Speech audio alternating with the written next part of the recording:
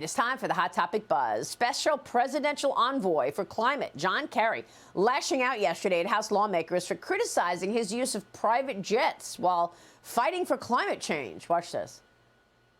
One of the most outrageously persistent lies that I hear, which is this private jet. We don't own a private jet. I don't own a private jet. I personally have never owned a private jet. And obviously, it's pretty stupid to talk about coming in a private jet from the State Department up here. It just, honestly, if that's where you want to go there. You've flown on a private jet in a personal or official capacity since you've taken this position? Possibly once. I think. You know, he's making such a big deal about it, but then later in the hearing, he admits, oh, yeah, my wife does own a private jet. The private jet that Kerry is seen getting off of is owned by Flying Squirrel LLC. The company is owned by Kerry's wife. Kerry reportedly owned more than $1 million stake in the company, according to the financial disclosures. We also learned that, in fact, he's taken this private jet several times. In the double digits, not once. Your reaction, Joe?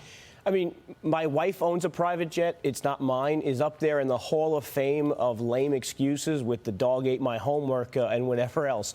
Like this doesn't even pass the smell test. It's so ridiculous. And fundamentally, it is a scandal because no one in America likes to be lectured to by people who are liberal elites who do not practice what they preach.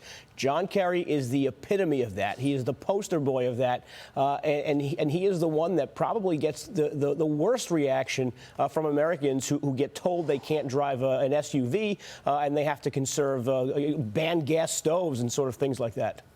Yeah, what do you think, Rebecca? It's dead on. Ban the gas stove in this administration, but don't have your John Kerry explaining that, you know, he's fine by her private jet. It reminds me of Davos, Switzerland, Maria, every year when they go and they talk about, the World Economic Forum is talking about how we're going to control climate, but they all arrive there, all of the corporate CEOs and all of the world leaders that attend arrive in private jets. You know, it's like, this is so hypocritical, and the American people and the world really are just sick of it. It's like, don't lecture us and tell us what we're going to do when you're doing the complete opposite. And I'm shocked that he wasn't prepared to answer such a question from, you know, a Republican House.